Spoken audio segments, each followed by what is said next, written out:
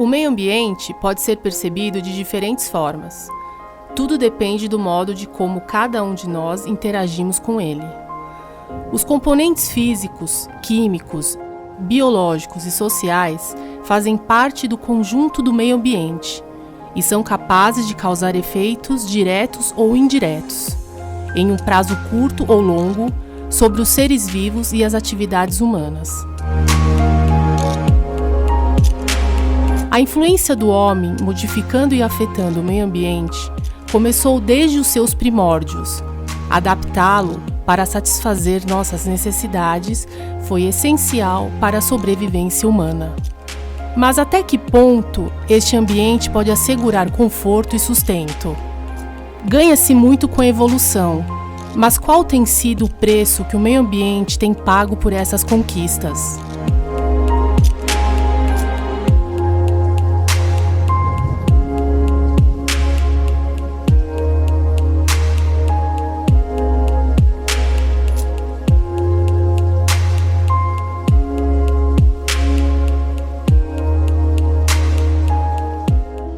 O lixo corresponde a todos os resíduos gerados pelas atividades humanas.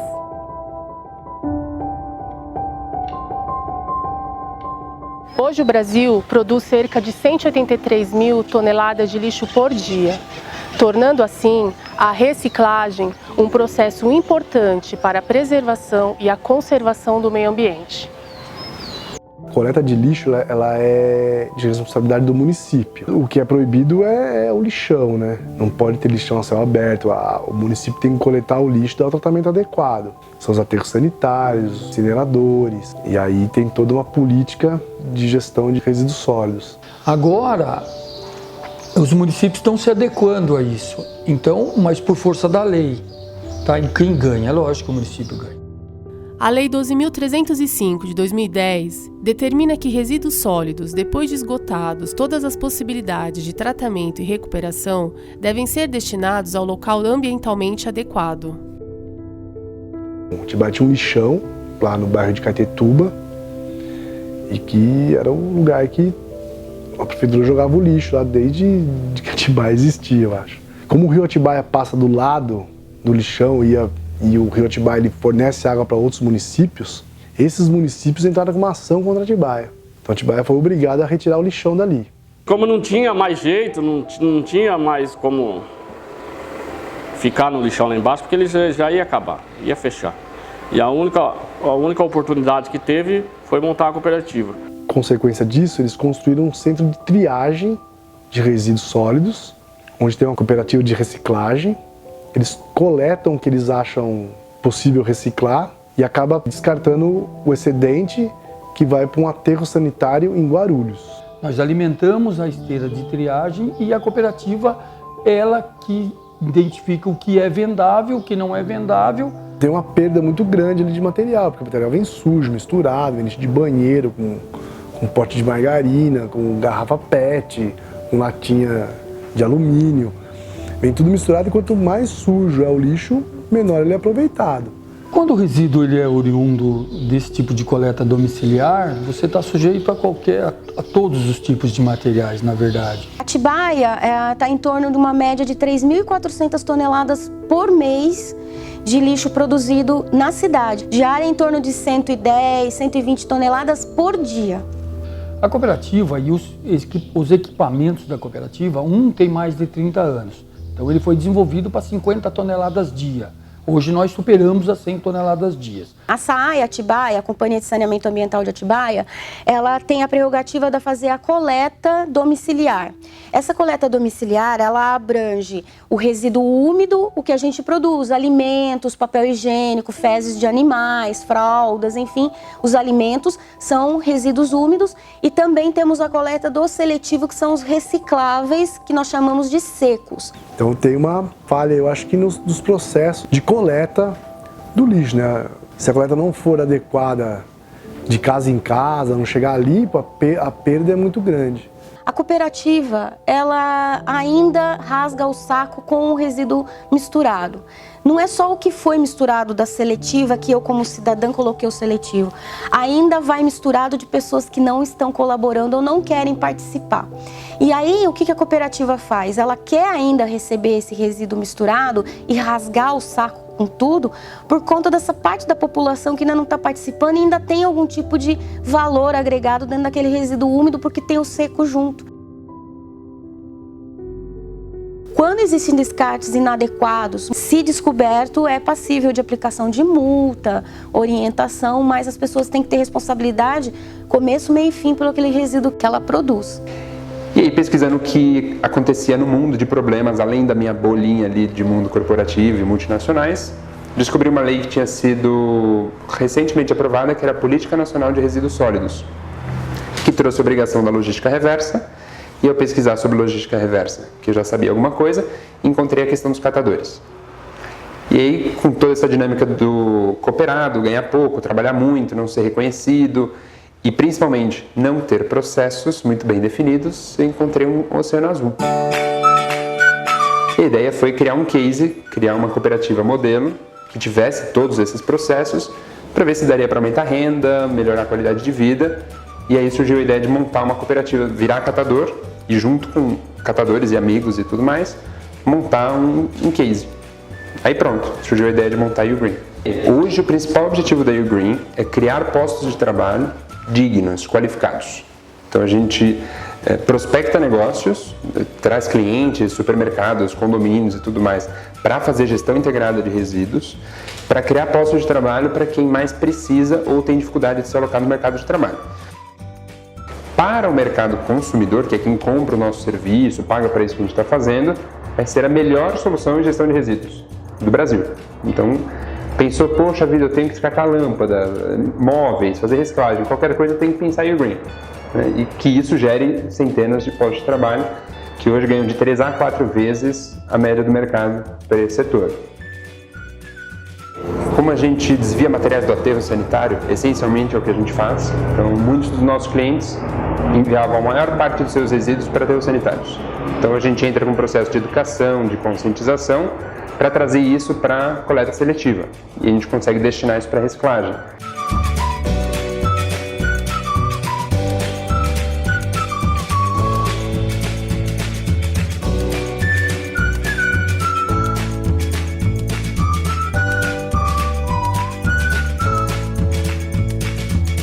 Apesar de ser um trabalho pequeno, né, mas ele é de grande importância. Ou bem ou mal, a gente está fazendo algum bem a esse meio, a esse ambiente que a gente vive, né? Porque esse material jogado tudo de forma irregular, né, em aterros, vão trazer problemas assim por anos e anos a fio, né? E então o meu trabalho é tentar minimizar um pouco todo esse problema, né? Eu acho que é um processo de conscientização, é um processo de construção, como eu falei, e muito mais do que isso, mudança de cultura.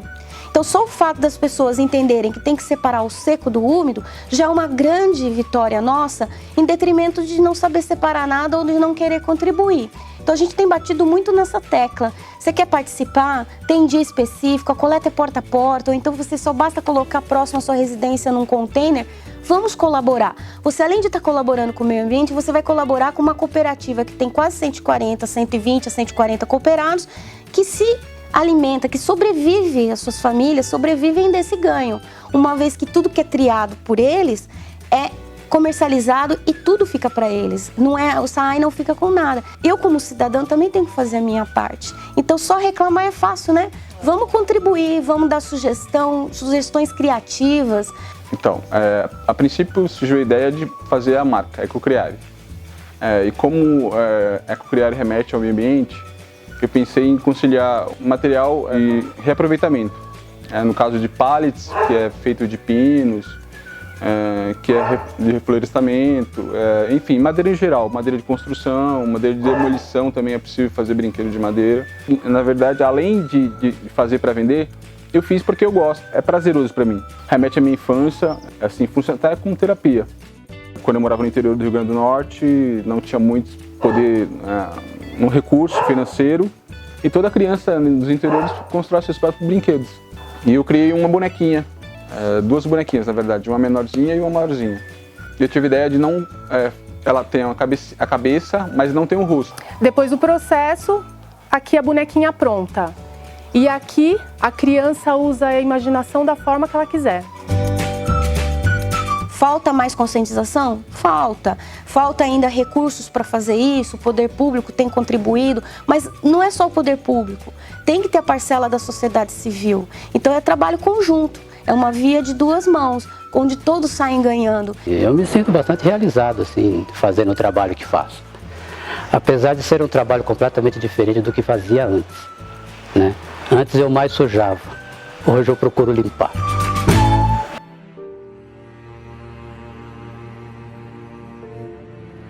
O Sistema Cantareira é um dos maiores sistemas de captação de água do planeta, com capacidade para abastecer 9 milhões de pessoas da região metropolitana de São Paulo.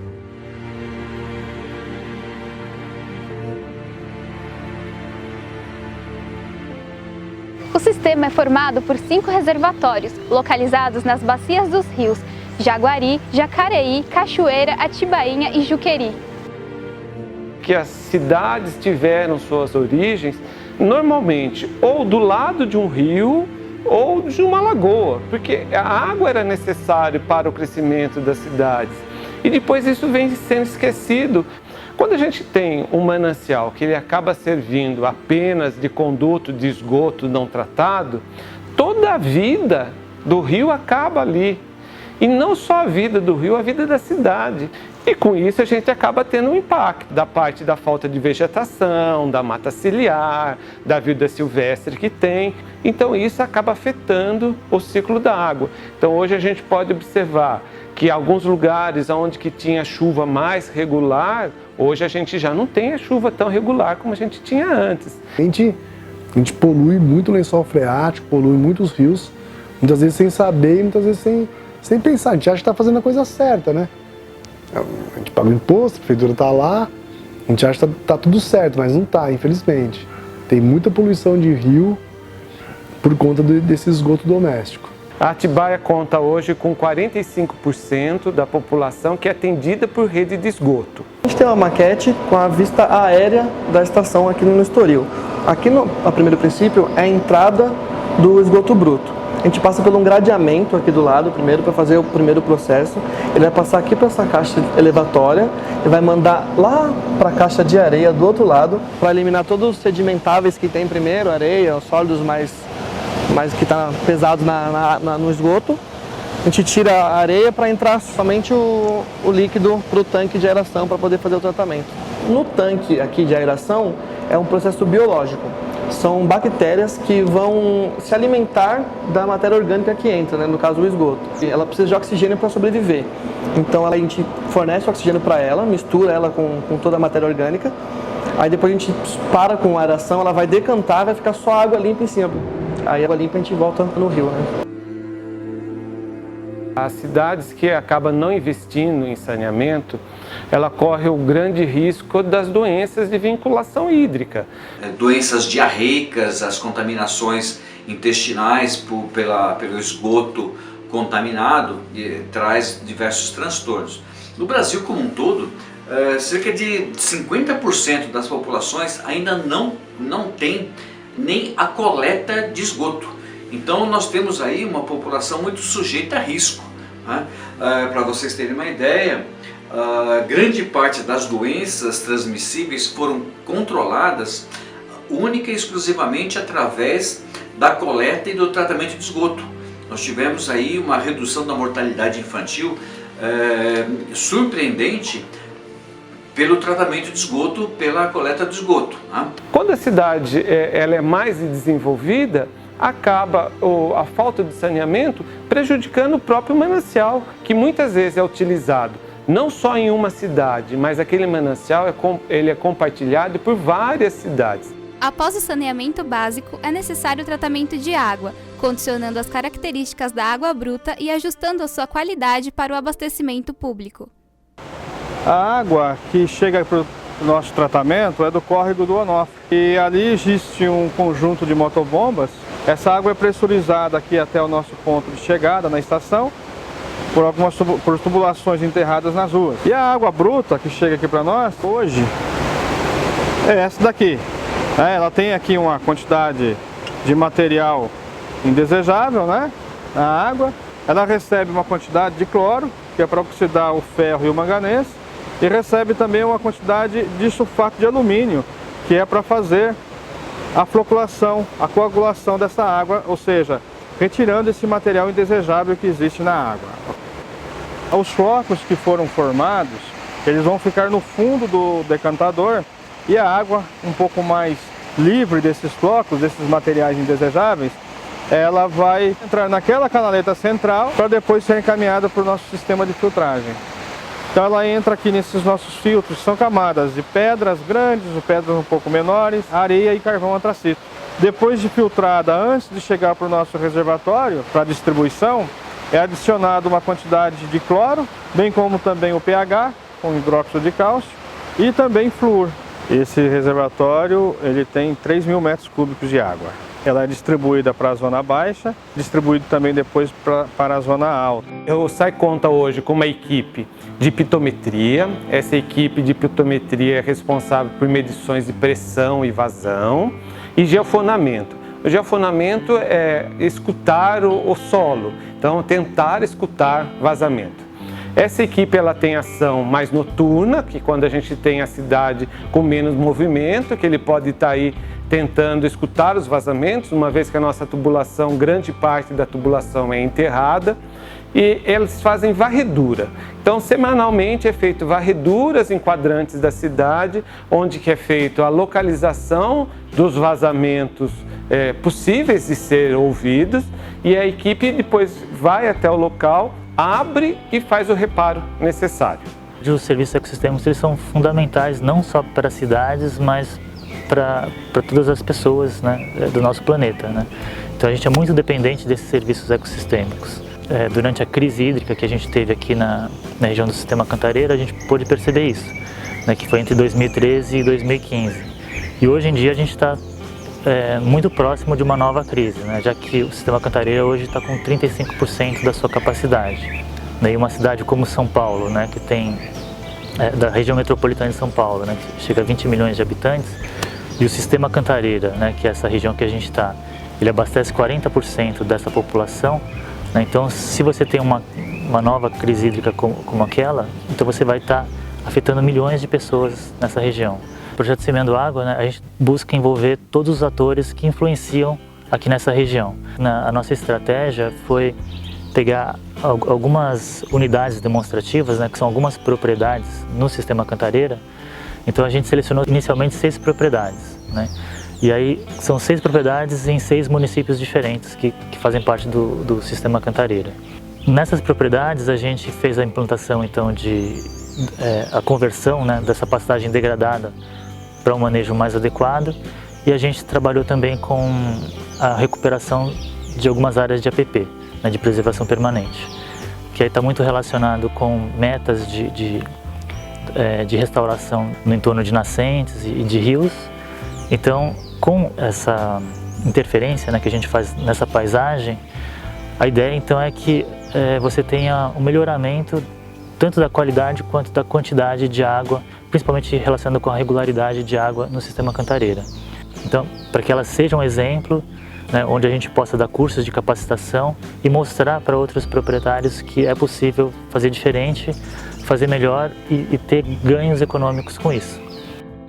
A educação ambiental é um tema que tem prioridade para ser desenvolvido nos municípios que compõem o Sistema Cantareira, pois traz reflexões e conhecimentos às pessoas sobre o que fazer e como fazer para proteger e usar a riqueza ambiental da região. Estão envolvidas 2 ações, que são campanhas de conscientização ambiental com a comunidade em geral e capacitações para proprietários rurais e para educadores. A conscientização é feita por meio dos materiais que são desenvolvidos no projeto. A equipe de comunicação ajuda bastante nessa questão, porque nós desenvolvemos juntos os materiais de comunicação. Nas campanhas de conscientização são conversas, são distribuições de mudas de árvores nativas, são contatos que a gente faz com pessoas em geral e depois a gente continua mantendo contato com eles por meio de Facebook, WhatsApp, e-mail.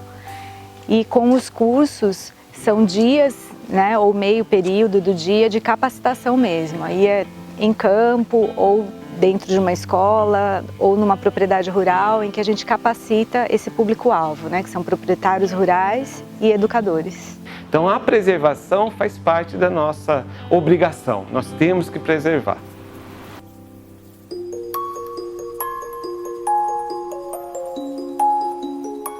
O Brasil é o país com maior índice de desmatamento do mundo e isso precisa acabar.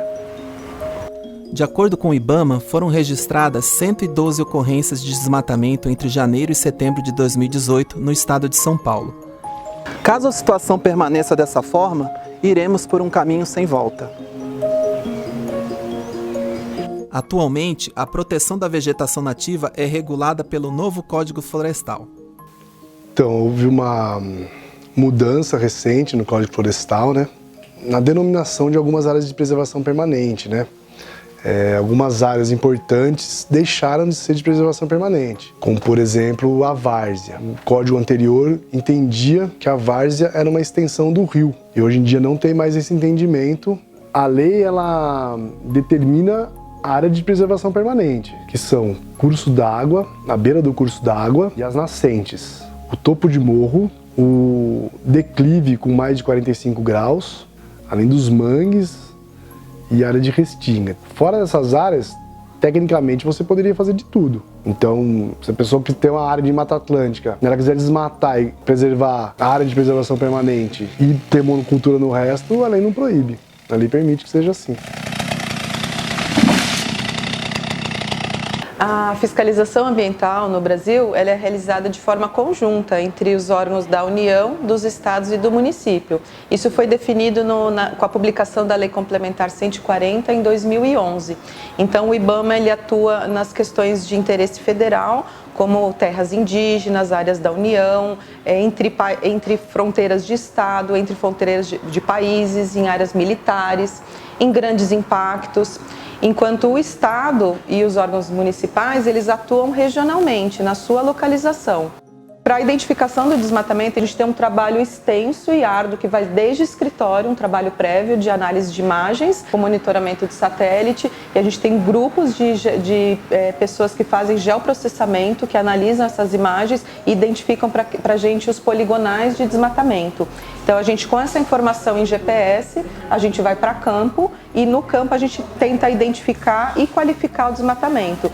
Depois, identificação em campo do desmatamento, das espécies e que é um dos maiores desafios da Amazônia, encontrar quem é o dono da terra. Eles têm até algumas artimanhas também. Em vez de eles fazerem um corte raso da mata, eles começam a cortar a parte do subbosque, né, da árvore, da floresta, e cortam uma ou outra árvore isolada assim dentro da mata, né? Isso para a detecção do satélite, para dificultar essa detecção por imagem, né? Então a gente pega imagens de vários anos na sequência, a gente vai vendo que o desmatamento ele vai acontecendo de forma gradual. A simbiose contribui com a questão do desmatamento no seguinte ponto: nós fazemos reflorestamentos, né? A gente fazemos denúncias de áreas suprimidas, as áreas que são interferidas em APP, mas como que nós chegamos a esse ponto? São muitas denúncias da própria população, né, que nós orientamos, formando rede de parcerias, às vezes por imagem de satélite. Nós trabalhamos em 3 grandes áreas, que são as zonas de amortecimento dos parques: o Parque Estadual Tapetinga, o Mona Pedra Grande e o Parque Natural Municipal da Grota Funda. Essas áreas abrangem tanto Atibaia e Perdões. Na questão da supressão vegetal, nós identificamos, nós fotografamos e levamos até aos órgãos competentes. A principal demanda que nós temos é a queimada, tanto por questão de represália, balões. A gente está em um lugar, a gente olha pelo mirante da Pedrinha aqui do parque, nós olhamos 17 focos de incêndio, mas geralmente 4, 5 estão na área do parque, nessas áreas de amortecimento. Além da supressão vegetal que queima tudo que tem pela frente, questão de animais, você vai perdendo a qualidade de vida do ambiente. esse ano foram 41 incêndios combatidos com uma área de 130 hectares. Nós formalizamos redes de parcerias para que seja mais rápido esse tempo de resposta, para que nós consigamos agir efetivamente, para que não tenha uma grande perca de área vegetal. De acordo com o último levantamento feito em agosto de 2018, o INPE, Instituto Nacional de Pesquisas Espaciais, registrou 350 focos de queimadas no estado de São Paulo. E a floresta é uma coisa que mantém a água para nós. Se você não cuidar dela, tanto de degesto, tanto de poluição, você vai afetar o macro, na verdade. Se você puder cuidar do mínimo, você vai poder entender o macro. E se aplicar nas questões ambientais do município e começar a entender mais onde que ela vive. A questão de combate a incêndio, como acontece? Nós temos grupos no WhatsApp que nos informam onde estão ocorrendo esses incêndios. Se for um incêndio mais tranquilo, nós vamos lá, combatemos com abafadores e bombas costais. Se for caso de incêndio muito grande, nós chamamos nossos parceiros, que é a Fundação Florestal, a Defesa Civil e os bombeiros. Esse foi um trecho do parque que queimou depois do incêndio que houve numa quarta-feira, se não me engano, acho que 29 de agosto. 28 e 29 de agosto, mais ou menos. 29 de agosto, uma quarta-feira. Que foi um incêndio que queimou 19 hectares, que a gente passou 5 horas dentro. Que foi o da Pedrinha, que queimou a parte baixa do parque ali. E depois, no sábado, a gente teve outro incêndio que foi provocado que ocorreu nesta área aqui. Né? Incêndio criminoso, né? Aqui tem uma área que ficou como se fosse uma fornalha durante um grande período. A gente teve muita dificuldade para apagar aqui. Eu e o Guilherme e os outros bombeiros que estavam auxiliando, nós saímos daí de dentro completamente molhados, encharcados e sujos, né? Porque aqui fica tudo cinza, tudo preto. E mesmo assim, barrentos, né? Porque o solo começou a ficar barrento. E mesmo assim ainda havia focos de caloria no chão que voltavam a iniciar o incêndio. Então ali a gente teve que usar um pouco mais de água na cabeceira aqui do incêndio. Acredito que ali a gente gastou por volta de uns 300, 400 litros na linha inteira da cabeceira e mais 100 litros especificamente entre uma rocha e outra, onde estava um acúmulo maior de serrapilheira e restos de troncos de árvores. O IP, né, Instituto de Pesquisas Ecológicas, é uma organização da sociedade civil. O nosso foco principal é a conservação da biodiversidade e o desenvolvimento sustentável. Só que para atingir, né, tanto a conservação da biodiversidade quanto o desenvolvimento sustentável, a gente tem várias frentes de atuação. Então a gente tem uma frente, por exemplo, relacionada com pesquisa, tem a parte onde a gente trabalha com questões de planejamento, de paisagem, tem a parte de educação também, aí tanto a educação ambiental, né, com as crianças nas escolas, mas também tem a parte de capacitação. E, bom, eu acho que além, né, dessa questão de reduzir o desmatamento, a gente tem que também pensar em como reverter esse processo que já vem acontecendo há centenas de anos, né? Então, porque a gente sabe que hoje em dia tem muitas áreas que já foram desmatadas, estão bastante degradadas, e aqui no IP o nosso trabalho é muito mais voltado em recuperação dessas áreas que estão degradadas. Então, essa questão do desmatamento, né, a gente acho que a gente pode abordar de diferentes maneiras, né? Eu acho que sim, tem uma solução. Isso envolve de monitorar, né, essas áreas que estão sendo desmatadas, né? Mas uma questão importante é a gente eliminar as causas, né, desse desmatamento. Em geral, esse desmatamento ele acontece em relação à fronteira agrícola. Ela vai expandindo sobre a floresta. Hoje em dia a gente tem cerca de 160 milhões de hectares de pastagem. Então tem estudos que mostram que se você melhorar um pouco essa pastagem, na verdade você vai reduzir muito a área que você precisa para produzir exatamente a mesma quantidade que a gente produz hoje. Aqui na região do Sistema Cantareira, a gente tem cerca de 100 mil hectares, né, de área de pastagem que são mal manejadas, e a gente tem cerca de 21 mil hectares de áreas de preservação permanente que tem outros usos que não florestal, que por lei, né, deveria ser o uso mais adequado. Então o que a gente tem trabalhado aqui no IP é justamente a gente restaurar essas áreas de APP, né, fazer voltar a floresta original que existia e que por lei deveria ter, e também trabalhar nessa questão da pastagem, ou seja, a gente melhorar esse sistema produtivo para que as pessoas então consigam, numa área menor, produzir mais e com uma melhor qualidade. Bom, a gente está aqui numa área que a gente está reflorestando aqui no Parque da Grota Fundo, a primeira linha de plantio, né, que se iniciou aqui ano passado. Por que esse plantio? Justamente aqui no meio de outras árvores, né? A intenção é que a gente consiga manter essa área aqui com um contexto mais florestadinho mesmo, né? Com mais fechado, com uma capacidade das outras árvores poderem se desenvolver e fechar todo esse circuito e poderem criar todo um substrato para poder esse solo ser recuperado naturalmente e a nossa floresta ser uma coisa contínua, né? Não ter intervalos. Nessa primeira área aqui, que a gente está visitando, a gente tem aproximadamente, nesse trecho aqui, 80 mudas plantadas. Aí a gente tem um outro banco de áreas que segue a linha subindo a montanha ali, que tem mais 120 mudas plantadas já. A gente acredita que a população pode colaborar aprendendo, entendendo quais são os serviços ambientais e o quanto isso é importante para todo mundo. E dessa forma, naturalmente, elas vão gostando cada vez mais e vão ajudando na conservação ambiental.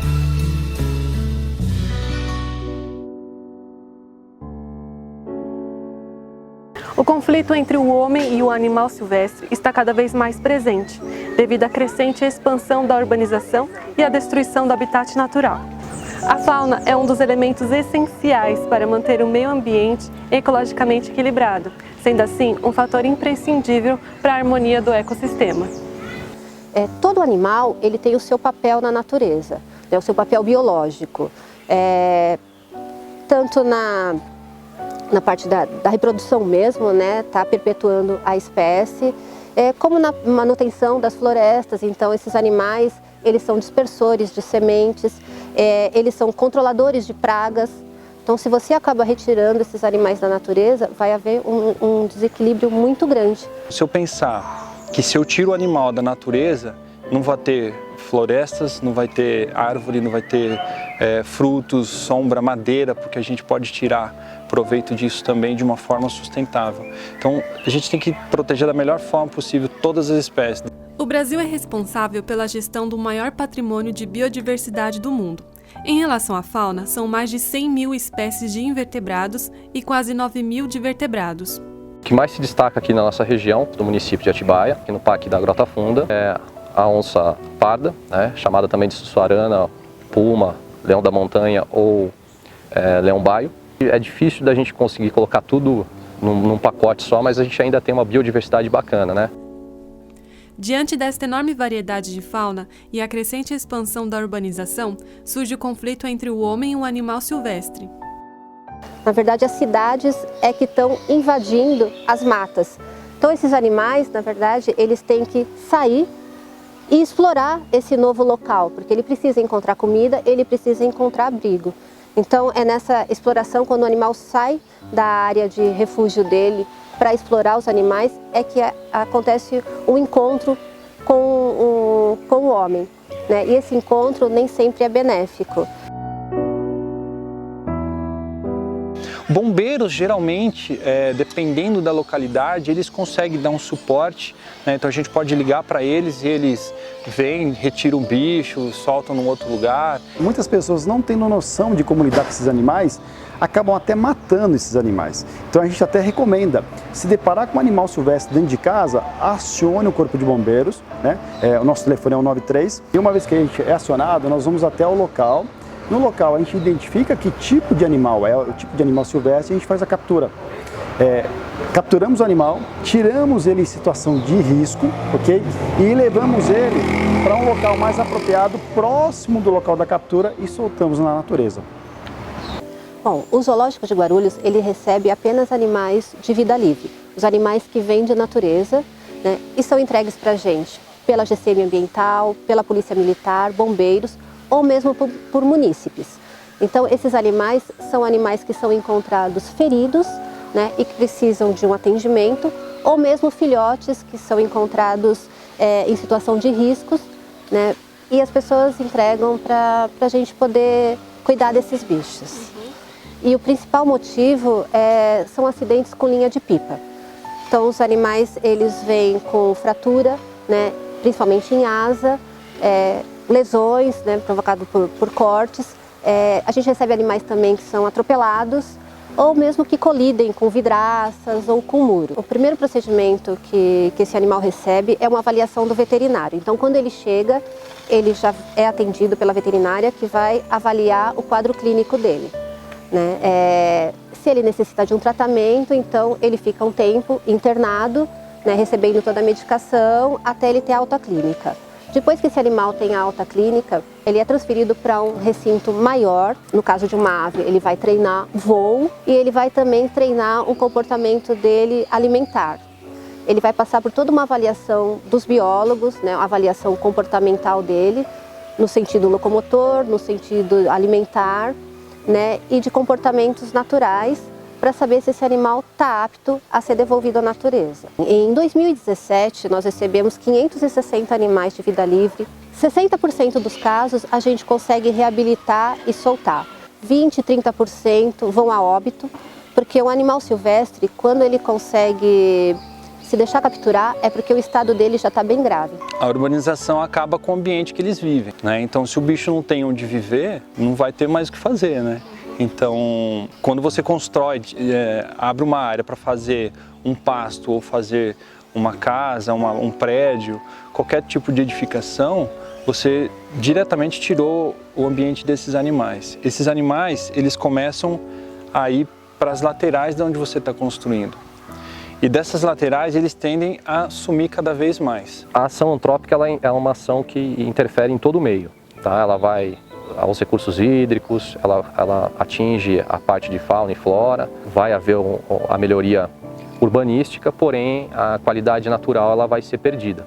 Os animais, eles fazem parte da cadeia ecológica, eles têm uma importância e, dando um exemplo, né, que a gente viu aqui no zoológico, a gente fala muito de animais jardineiros que são responsáveis por reflorestamento da natureza e tudo mais. A gente tem um lobo-guará que ele dispersa sementes e as árvores também elas usam esses animais para poder se perpetuar, né? De certa forma, se a gente tira os animais da natureza, a gente acaba sendo prejudicado de uma forma ou de outra. Essa urbanização, ela é necessário ter, né? Nós somos seres que precisam dessa urbanização, mas a gente precisa crescer, se desenvolver, mas tem que pensar uma forma muito sustentável, de forma que a gente não vai agredir a natureza. Existem formas de fazer isso, né? Mas tem que parar, pensar e realmente pensar o que eu posso fazer para dar uma remediada nisso. Fazer um estudo mesmo no local. Será que eu posso usar aquele local? Será que está muito perto de uma floresta? Será que eu preciso fazer ali, né? Estudar realmente a vegetação que tem no local, os animais que tem no local. Muitas vezes construções são construídas em lugares que existem animais que são endêmicas, só vivem naquele lugar. E estamos tentando fazer com que a consciência surja na população. De que forma que a gente quer fazer essa preservação e conservação. A gente está tentando transformar o parque numa área para pesquisas, que é o que também uma unidade de conservação permite, e também uma área de educação ambiental e pelo turístico. A questão de preservação do animal silvestre, ele depende também da riqueza da flora que a gente tem no local. Para isso, a gente tem que ter trabalhos voltados à educação ambiental, então vai desde a visita em campo às escolas, o contato com a sociedade, informar a sociedade do que a gente tem, do patrimônio que ainda existe dentro da cidade de Atibaia e também demonstrar através das pesquisas aquilo que a gente consegue compreender que tem nesse ambiente ainda. Esse trabalho de educação ambiental que eu faço, eu pensei assim, eu preciso dar uma forcinha para a natureza. E eu não consigo fazendo isso sozinho, né? Então eu tenho que criar aliados. Então eu comecei a focar essa ideia de educação ambiental para as crianças. Mas se eu for numa escola e levar essa informação e começar a plantar uma pequena sementinha na cabeça de cada criança, né, ela vai imaginar isso e não fazer só em uma atividade única. Eu trabalhar isso durante o ano e durante os anos, né, que ela estiver na escola, eu vou conseguir fazer com que ela tenha uma mudança de conceito. Eu acho bom preservar o meio ambiente para ter água para gente, para não ter poluição e os animais viverem melhor e não ter mais extinção. Evitar o desmatamento, né? Porque muitos animais hoje, eles estão em cativeiro porque você não tem como devolvê-los para a natureza, porque não existe mais, né, a mata. Isso é um problema muito sério. E um outro fator também é não comprar animais silvestres, né? Porque você compra ele vai lá, retira outro da natureza para poder vender de novo, né? Então, não comprar animais silvestres e não soltar animais silvestres sem um trabalho antes, né? Não é simplesmente abrir uma gaiola e soltar o bicho que você vai estar fazendo um bem. Às vezes você está fazendo um mal maior do que se o animal tivesse preso. Apesar da gente ser um zoológico, a gente não quer que os animais fiquem aqui, né? O ideal é que o animal permaneça no local que ele deveria estar sempre, na natureza.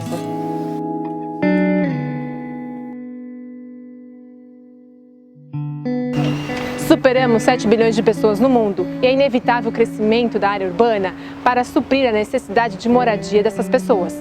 Tanto a construção civil como as nossas casas têm impactado negativamente o ecossistema, comprometendo a restauração das florestas e das matérias-primas. Em contrapartida, é possível reverter essa situação com pequenas ações voltadas para a nossa sociedade, assim também como construir ou reformar as nossas casas com técnicas e sistemas de baixo impacto ambiental. A zona urbana, há, sei lá, talvez 80 anos atrás, era quase uma zona rural. Então nós tínhamos rios, nós tínhamos minas de água, tínhamos parques, tínhamos tudo isso assim livre na cidade, e com o adensamento urbano a gente isolou e matou os benefícios de uma área rural, que seria uma água de qualidade, arborização, né, a questão de sombreamento, não ter ilha de calor. Mas quando você tem um local onde cada um está vendo o seu próprio espaço, eu só boto o lixo para fora e dane-se quem vem pegar. Quando eu ouço esse tipo de discurso, eu acho que são pessoas de fato que, conforme mais se aglomeram, criam espaços mais doentes. Já que vai ter que crescer, vamos crescer direito. Então vamos respeitar a natureza, vamos respeitar o cidadão, vamos respeitar essa questão urbanística, por mais que seja menos rentável. Eu acho que a gente, de fato, tem que ter um projeto de educação, onde as pessoas entendam o valor que tem uma árvore no centro urbano. Então o problema é quando grandes empreendedores se apossam de um meio que tem riquezas naturais, mas se não tiver um viés que seja de preservação do meio ambiente, é aí que está o prejuízo. Porque você começar a botar as pessoas para a periferia, para o interior, e eles terem espaço e fazerem sua casinha de uma forma mais artesanal, sem tanto recurso, não é isso que prejudica o meio ambiente. O que vai prejudicar o meio ambiente justamente é o adensamento, e aí pode ser ordenado e planejado, mas ele também pode ser predatório. Qual a importância da questão das praças, das árvores dentro dos centros urbanos? Nossa, é importantíssimo. Uma pelo ar, né? Sem dúvida o ar melhora muito com isso, né? Tem vários estudos dizendo isso, como que o ar pode melhorar, o conforto térmico melhora absurdamente com isso. E também isso dos pássaros é importante, porque às vezes os pássaros eles precisam desse lugar para eles poderem pousar, para poder continuar, porque eles às vezes não têm, assim, digamos, o fôlego para ir até onde eles estão querendo ir. Eu acho muito legal assim, essa atitude de fazer alguma coisa e tal pela nossa cidade, e era alguma coisa que eu tinha condições de fazer, porque é uma pracinha muito pequena. Via que ela, né, tinha um potencial legal, porque tanta gente caminha por ali e tal, e só uma braquiária e sem nada. E fui na prefeitura, falei, olha, eu posso cuidar daquela praça? Demorou 2 anos para a prefeitura me responder, porque eles falaram que foi a primeira vez na história de Atibaia que uma pessoa, como pessoa física, pediu para cuidar de uma praça. Carla Matheus revitalizou a praça da Avenida Juca Peçanha, com a ajuda de alguns voluntários. Foram plantadas árvores nativas e hoje é a arquiteta que faz a manutenção da praça. Tudo vai prejudicar a natureza, porque hoje o que fazemos, nem tudo é natural, ou pouco é natural. Tudo vem com plástico, tudo vem com vidro, tudo vem com processos industrializados, tudo vem com combustíveis fósseis, tudo vem com alta tecnologia que já degradou a natureza em outros locais. A gente não pode pensar, deixar tudo para os outros, né? Então a gente tem que fazer a nossa parte, e uma das grandes coisas que a gente tem que fazer é a nossa construção, a nossa pequena parte ali, que é a nossa casa, a nossa obra, fazendo com que a gente agrida o menos possível o meio ambiente. Bom, depois da edição da Resolução CONAMA 307 de 2002, houve a necessidade de implementação pelos municípios e resolver a questão relacionada à gestão dos resíduos da construção civil. No município de Atibaia, nós temos hoje a Lei 3696 de 2008, que foi regulamentada pelo Decreto 5982 de 2009. essa lei é de suma importância porque, como o próprio nome diz, é a gestão dos resíduos da construção civil. Precisa fazer um trabalho muito eficiente para ajudar a resolver os problemas relacionados ao meio ambiente. Quando eu comecei em 2006, 2010, eu era chamado para fazer uma palestra, para dar um curso. Poucas pessoas tinham esse movimento, vamos dizer assim, enraizado, nessa vontade de fazer isso. E hoje eu quase que toda semana tenho pessoas me procurando. Eu queria fazer minha casa, eu queria que fosse ecológica, eu queria isso. A casa de terra, quando ela está isolada, a parede de terra ela tem uma função muito boa, onde ela equilibra essa parte térmica e a parte de umidade. Mas assim, o cidadão, né, que tem um patrimônio para gastar nas suas próprias casas. Então ele fala, já que eu vou gastar minha grana, eu não vou gastar com técnicas que eu não conheço, eu vou gastar com técnicas que eu sei que vai dar certo, que é o ferro, o cimento, o concreto e pronto. O município de Atibaia possui 15 empresas atuando no recolhimento dos resíduos da construção civil. Levando em consideração apenas uma dessas usinas, a M. Barbosa recolhe em média 200 caçambas de entulho ao mês. Quais são os impactos negativos? É você não reaproveitar o resíduo de forma correta, ele ser descartado de forma irregular na beira do rio, em locais inapropriados para essa destinação. Porque quando você retira uma caçamba de um imóvel, ali contém todo tipo de resíduos. Então, se é descartado de forma irregular, há uma possibilidade de contaminação do solo muito grande. Então, o objetivo é esse, que nós possamos ter um sistema de fiscalização georreferenciada, que nós possamos, na verdade, apoiar algum empreendedor por um prazo maior e fazer com que todos os prestadores de serviço na cidade tragam os seus resíduos para um local correto. Isso é muito importante. De todo o material recolhido na cidade, cerca de 20% coletado nas construções são descartados. Outros 40% são papelões, madeiras, plásticos e ferros, destinados à reciclagem. Já os 40% restantes, como concreto, material cinza e vermelho, são britados. Esse resíduo, depois de tratado, ele não pode ser utilizado de forma estrutural, para enchimento de coluna, para lajes, mas ele pode ser usado como material de subbase, conservação de estradas. E quando você faz uma boa triagem desse material, brita ele e volta em forma de granulado para as estradas, você está preservando o meio ambiente, evitando a extração de recursos como areia, como pedra, né? Brita 1, brita 2, brita 3, e também o poder público ganha com isso, porque a partir do momento que ele passa a utilizar esse material, ele vai estar preservando o recurso natural e também evitando de despender dinheiro dos cofres públicos e gastar isso para a preservação das estradas de terra, por exemplo, no município. Então, se a gente fizer pensando assim, nosso pequeno, esse microespaço, agredindo menos o meio ambiente, a gente vai conseguir agredir menos o nosso bairro, menos a nossa cidade e menos o planeta. E uma das maneiras é construindo assim, com bom manejo de água, um bom manejo de energia, ventilação, iluminação, às vezes uma pequena reforma que faça, com abertura, com alguma coisinha que você pode mexer na casa, vai melhorar. Uma janela que você mude de lugar, que você abre uma coisa a mais, já pode melhorar muito. Isso você pode deixar de precisar, às vezes, de um ventilador, de um ar-condicionado ou mesmo de luz. O usuário de uma casa ecológica, ele automaticamente se torna mais responsável pelo meio ambiente do que um usuário convencional, assim. Quais são os benefícios de mudar a técnica da telha para um telhado verde? Nossa, são muitos, muitos mesmo. A temperatura interna dele, ele consegue, em média, melhorar em 9 graus no verão. Então, isso comparando com a telha cerâmica, porque ele mantém a água ali e ele vai, digamos, soltando essa água mais vagarosamente. No inverno, ele também deixa o ambiente um pouquinho mais quente. Então, já é um benefício. O telhado deixa o ambiente que está externo mais confortável também. O Ricardo, além de advogado, ele também é um militante da área ambiental e toda a sua casa foi construída de forma sustentável. As paredes foram duas técnicas, que é super adobe, que é a terra ensacada, e a taipa de mão, né, que é o pau a pique, que seria a madeira trançada com barro por cima.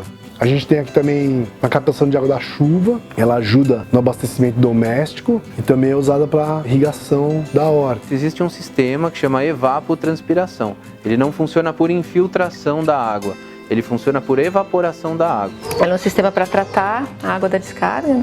É apenas um local, uma caixa impermeabilizada. Esse tamanho dessa caixa vai variar de acordo com quem está usando, né, a quantidade de moradores. É um túnel de pneus e depois disso entulho, areia, pedra e depois as plantas. Geralmente a gente planta assim algumas espécies que são folhas largas, que quando bate o sol elas transpiram muito, então elas consomem muita água do solo e evaporam pela folha. Quando evapora, evapora como vapor d'água, H2O puro. Não interessa o que a gente faça, o meio ambiente, como se a gente está predando mais ou predando menos, a gente só está encurtando ou alongando a nossa história aqui na Terra.